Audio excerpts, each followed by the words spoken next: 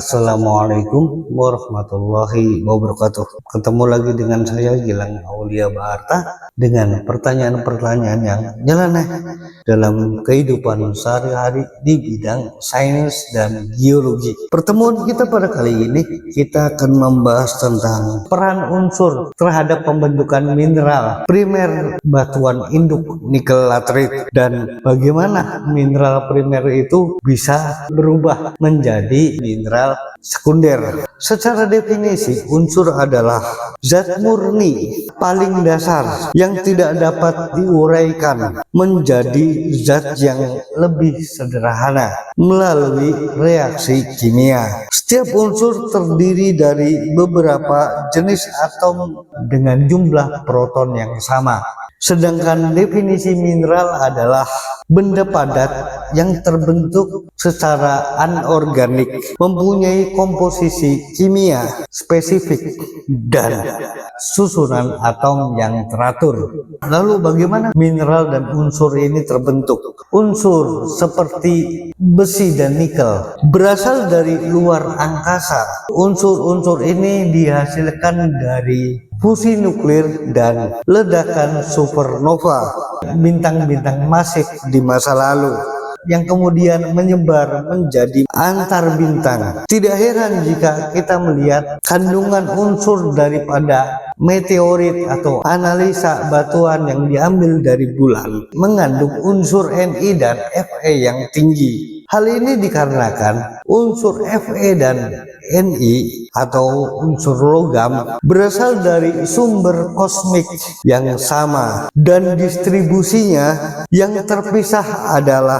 hasil dari pembentukan tata surya dan proses geologi seperti diferensiasi planet. Sedangkan pembentukan mineral yang umum pada batuan terjadi saat atom-atom menyusun diri menjadi kristal melalui beberapa cara utama, yaitu kristalisasi dan laju pendinginan magma.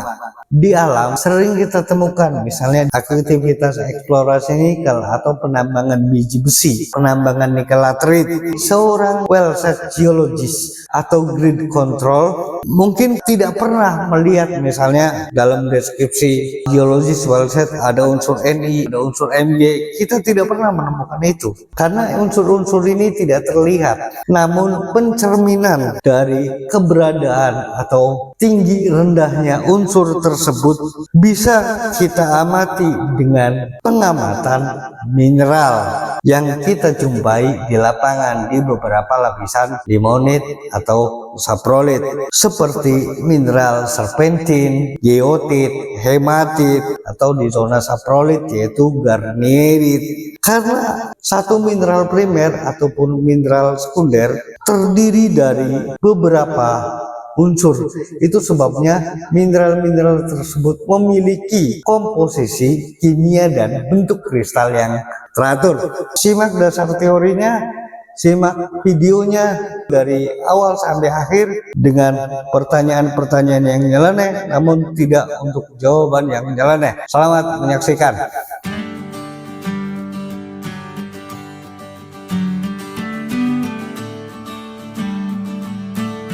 Teori deret reaksi Bowen ditemukan dan dikembangkan oleh Norman L. Bowen, seorang petrologis Kanada, yang menjelaskan urutan pembentukan mineral dari pendinginan magma. Konsep geologi yang menjelaskan urutan pembentukan mineral dari magma yang mendingin dibagi menjadi dua cabang utama, kontinu, feldspar, dan diskontinu, ferromagnesia, menunjukkan bahwa mineral bereaksi dan berubah seiring penurunan suhu. Dari mineral bersuhu tinggi, mafic, seperti olivin hingga mineral bersuhu rendah, felsic, seperti kuarsa, menjelaskan mengapa jenis mineral tertentu ditemukan bersama dalam batuan beku.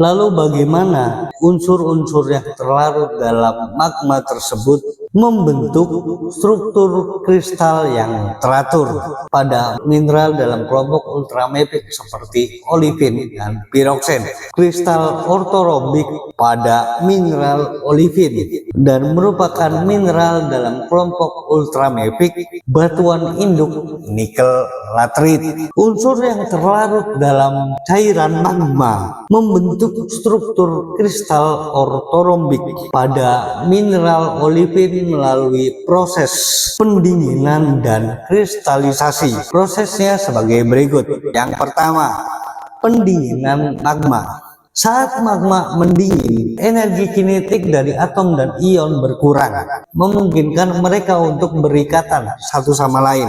Yang kedua, nuklesi, yaitu pembentukan inti mineral. Pada suhu dan tekanan tertentu, inti kristal mulai terbentuk. Nuklesi ini sering dipicu oleh adanya partikel padat yang sudah ada atau permukaan wadah magma. Yang ketiga, atom dan ion pada cairan magma yang tersisa mulai menempel pada inti kristal yang sudah terbentuk. Proses ini terus berlanjut seiring pendinginan magma memperbesar ukuran kristalnya. Yang keempat, seleksi unsur. Setiap mineral memiliki struktur kristal yang spesifik dan dapat mengakomodasi ion-ion dengan ukuran atau muatan tertentu selama pertumbuhan kristal. Ion yang tepat seperti unsur silikon, oksigen, unsur Fe, besi, magnesium secara selektif ditarik ke dalam kisi kristal. Proses ini menghasilkan komposisi kimia mineral yang spesifik dan stabil secara termodinamika. Yang kelima, susunan kristal yang teratur. Gaya elektrostatik antara ion-ion ini mengarahkan mereka untuk menempati posisi tertentu dalam kristal tiga dimensi yang teratur, menghasilkan susunan kristal yang khas seperti heksagonal, ortorobik, atau tetragonal, dan lain sebagainya. 6. Struktur ortorombik.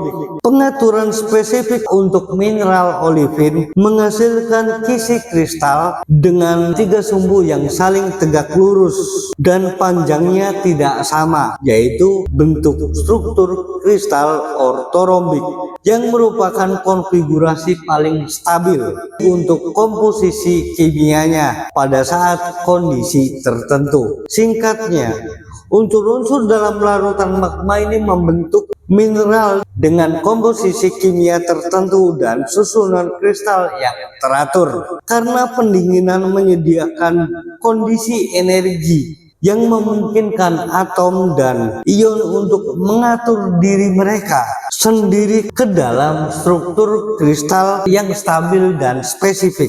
Selektivitas proses kristalisasi memastikan bahwa unsur-unsur yang kompatibel dengan struktur kisi kristal tertentu yang bergabung sehingga menentukan komposisi kimia dari setiap mineral yang terbentuk.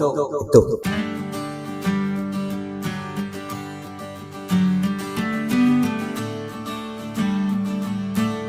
apa yang membedakan unsur logam yaitu Ni dan Fe yang membentuk inti bumi pada saat bumi dalam kondisi pijar dengan unsur logam Ni ataupun Fe yang ada di permukaan yang ditambang pada saat ini. Unsur Fe dan Ni yang membentuk inti bumi berbeda secara signifikan dari unsur logam yang ditemukan di batuan induk ultramafic, batuan induk nikel latrit dalam hal proses pembentukan geologinya. Berikut ini adalah perbedaan utama. Yang pertama yaitu unsur nikel yang membentuk inti bumi. Unsur logam yaitu Fe dan Ni yang membentuk inti bumi berbeda dalam bentuk logam murni, karena yang membentuk inti bumi merupakan unsur murni atau logam fase cair yang memisahkan diri pada saat awal pembentukan bumi karena proses diferensiasi planet, sehingga unsur-unsur logam ini yang memiliki densitas lebih berat. Selama tahap awal pembentukan bumi, material ini terutama Ni dan Fe akan tenggelam ke pusat bumi, membentuk inti bumi. Sementara material lain yang lebih ringan seperti mineral silikat naik atau tetap membentuk mantel ataupun kerak bumi. Yang kedua yaitu unsur logam Fe maupun Ni yang ada di permukaan. Logam nikel dalam batuan induk nikel laterit tidak sebagai unsur logam murni, tetapi dia terikat oleh mineral silikat seperti olivin dan piroksen di dalam batuan beku ultrabasa, yaitu peridotit ataupun dunit. Nikel ini kemudian dilepaskan dari ikatannya, mineral asalnya, atau proses lateritisasi di permukaan bumi melalui proses kimiawi yang panjang, lalu terkonsentrasi kembali dalam bentuk senyawa nikel seperti mineral hidrosilikat yang membentuk biji endapan nikel laterit di permukaan bumi. Singkatnya, besi dan nikel yang merupakan unsur murni atau logam fase cair, dia terpisah akibat gravitasi. Unsur ini lebih berat daripada yang lain sehingga terakumulasi dalam inti bumi. Sedangkan unsur logam dalam batuan induk nikel laterit yaitu Fe maupun Ni adalah senyawa mineral yang terbentuk akibat proses lateritisasi lalu diendapkan kembali di permukaan bumi sehingga menjadi biji laterit ekonomis yang bisa kita tambang saat ini, tambang nikel laterit.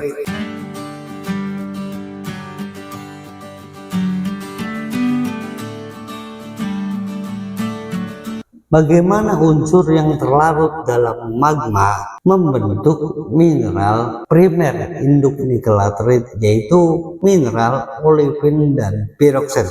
Unsur-unsur dalam larutan magma membentuk mineral olivin dan piroksen melalui proses kristalisasi fraksional. Pembentukan mineral-mineral ini sangat tergantung pada komposisi magma, suhu, dan laju pendinginan. Proses pembentukan mineral mafic yang kaya akan magnesium besi terbentuk pada suhu yang sangat tinggi. Tahapan proses pembentukan yang pertama yaitu suhu tinggi dan kristalisasi. Mineral olivin adalah salah satu mineral pertama yang mengkristal saat magma mulai mendingin, biasanya pada suhu 1200 hingga 1300 derajat Celcius di bawah permukaan bumi. Hal ini terjadi karena struktur kristalnya dapat mengakomodasi kation unsur besi dan magnesium pada konsentrasi yang lebih tinggi dibandingkan mineral silikat lainnya. Yang kedua, penurunan suhu dan perubahan komposisi. Saat suhu magma menurun, unsur-unsur seperti silikon, aluminium, kalsium, natrium, dan kalium mulai bergabung dengan sisa cairan magma untuk membentuk mineral lain yang berbeda. Yang ketiga, pembentukan piroksen. Piroksen mulai mengkristal pada suhu yang sedikit lebih rendah dibandingkan mineral olivin. Dapat terbentuk setelah mineral olivin. Mineral piroksen memiliki struktur kristal yang lebih kompleks atau yang kita kenal dengan rantai tunggal silika yang dapat mengakomodasi unsur Ca atau kalium serta magnesium Mg bergantung pada jenis piroksennya. Pada saat olivin terbentuk, suhunya turun yang dipengaruhi laju pendinginan dan dipengaruhi oleh mineral silika, maka kristal piroksen terbentuk setelah mineral olivin terbentuk. Yang keempat, direct reaksi Bowen. Proses ini berjalan sesuai dengan direct reaksi Bowen. Olivin akan bereaksi dengan cairan sisa magma saat suhunya turun untuk membentuk mineral piroksen yang kemudian dapat bereaksi lagi membentuk amfibol dan seterusnya yang terlihat pada deret reaksi Bowen. Kesimpulannya, pembentukan mineral olivin dan piroksen hasil dari interaksi kompleks antara unsur-unsur seperti Fe, Mg, SiO dan Ca. Selama pendinginan magma tersebut, olivin terbentuk pada suhu yang tinggi dan didominasi oleh unsur Fe dan Mg, sedangkan mineral piroksen terbentuk pada suhu yang sedikit lebih rendah daripada mineral olivin dengan struktur yang lebih kompleks yang juga melibatkan unsur silika. Proses ini secara efektif memisahkan unsur-unsur tertentu dari cairan magma pada tahap awal, menentukan komposisi batuan beku yang dihasilkan.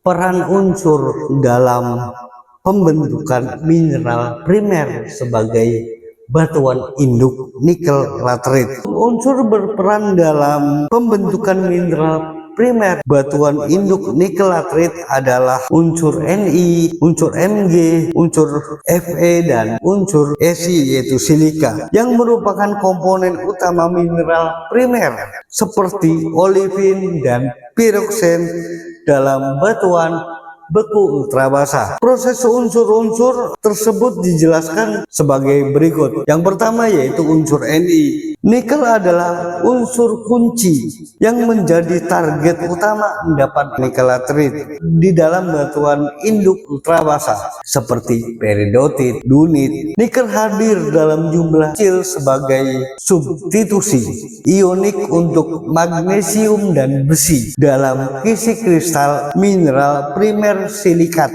terutama olivin dan piroksen.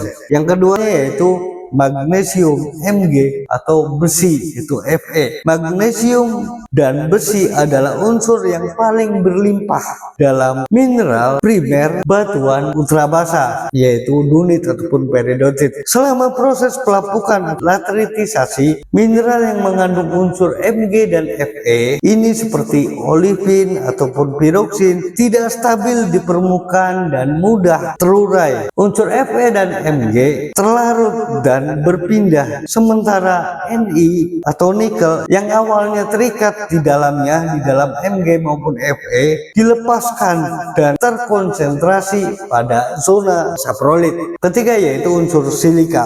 Silika merupakan komponen utama mineral silikat seperti olivin dan piroksen, sama seperti unsur Mg dan Fe. Silikat mengalami pelarutan dan pencucian selama proses pelapukan kimia yang intensif. Proses pembentukan mineral primer. Mineral primer ini terbentuk melalui proses kristalisasi magma ultrabasa jauh di dalam bumi. Batuan induk yang pada umumnya peridotit dan dunit mengalami ubahan atau serpentinisasi. Singkatnya, peran unsur-unsur tersebut adalah sebagai wadah atau tempat awal unsur nikel berada sebelumnya karena proses geologi berikutnya yaitu pelapukan, mobilisasi dan pengkonsentrasian menjadi endapan nikel laterite yang bernilai ekonomis dan ditambang saat ini. Jadi ketika di batuan induk, unsur nikel laterite itu berada dalam kisi-kisi kristal olivin dan digantikan sebagai elemen jejak unsur Mg dan Fe.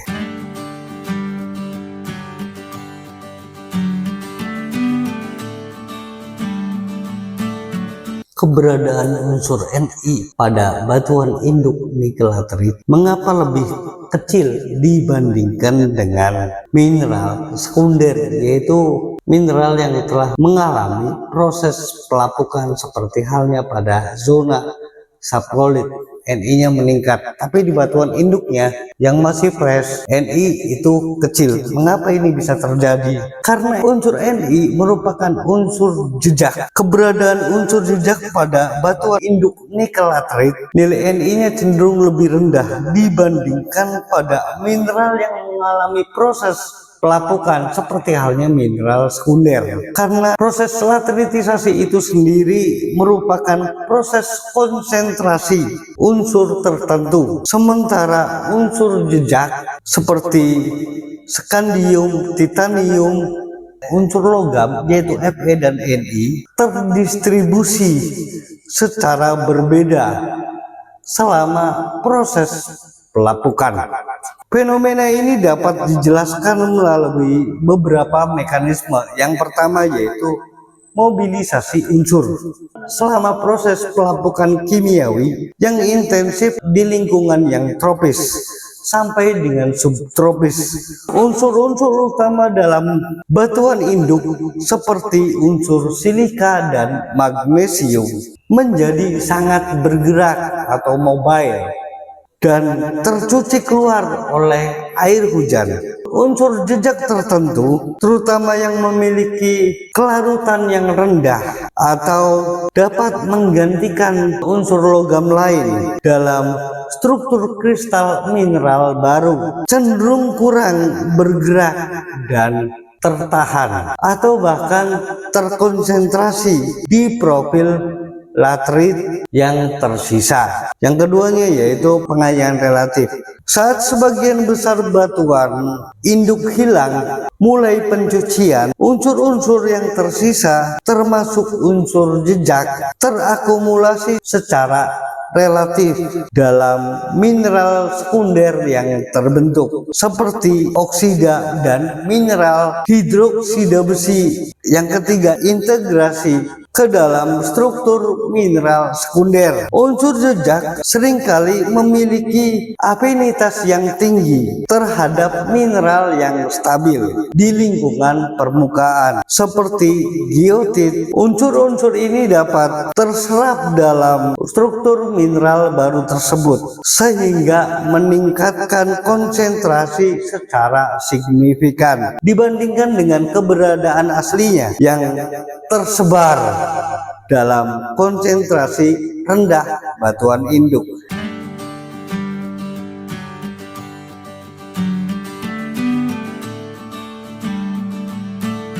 Yang selanjutnya, perubahan mineral primer karena ketidakstabilan termodinamika di lingkungan permukaan dan proses pembentukan mineral sekunder yang lebih stabil.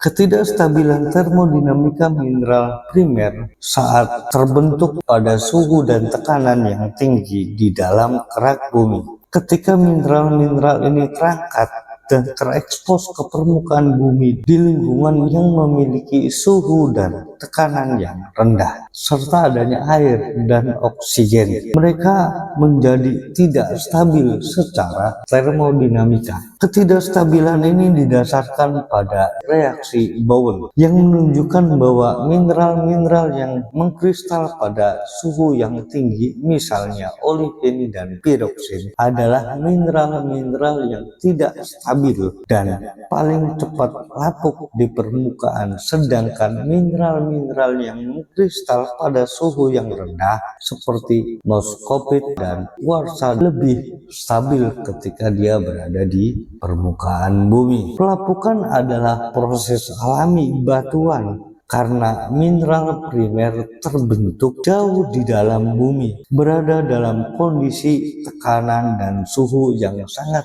berbeda dibandingkan dengan permukaan bumi. Lingkungan permukaan memiliki suhu yang rendah, tekanan yang rendah, dan keberadaan air serta oksigen yang secara termodinamika tidak stabil bagi mineral primer tersebut. Proses pelapukan memungkinkan batuan mencapai keseimbangan termodinamika dengan cara mengubah mineral primer menjadi mineral sekunder yang lebih stabil dalam kondisi di permukaan.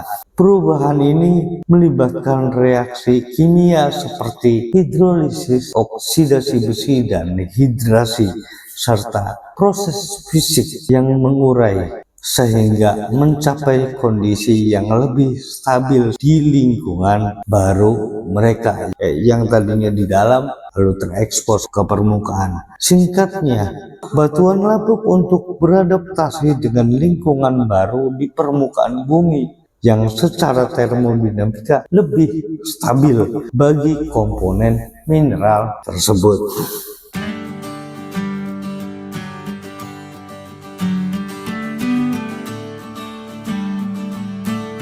Sebagai penutup dan kesimpulan, yang pertama yaitu unsur terbentuk terlebih dahulu yang berasal dari awal pembentukan tata surya. Pada saat bumi masih kondisinya pijar, panas, unsur terlarut dalam magma dan membentuk proses kristalisasi fraksional dan laju pendinginan magma berdasarkan deret reaksi Bowen. Beberapa unsur tersebut terkumpul membentuk susunan kristal yang teratur pada suhu yang berbeda-beda. Hal ini menyebabkan mineral memiliki komposisi kimia dan struktur kristal yang teratur. Yang kedua yaitu pada saat pembentukan bumi, unsur yang massa jenisnya lebih tinggi atau lebih berat seperti unsur logam Ni, Fe akan terpusat di inti bumi dengan fase logam cair dalam bentuk logam murni. Hal ini berbeda. Unsur Fe dan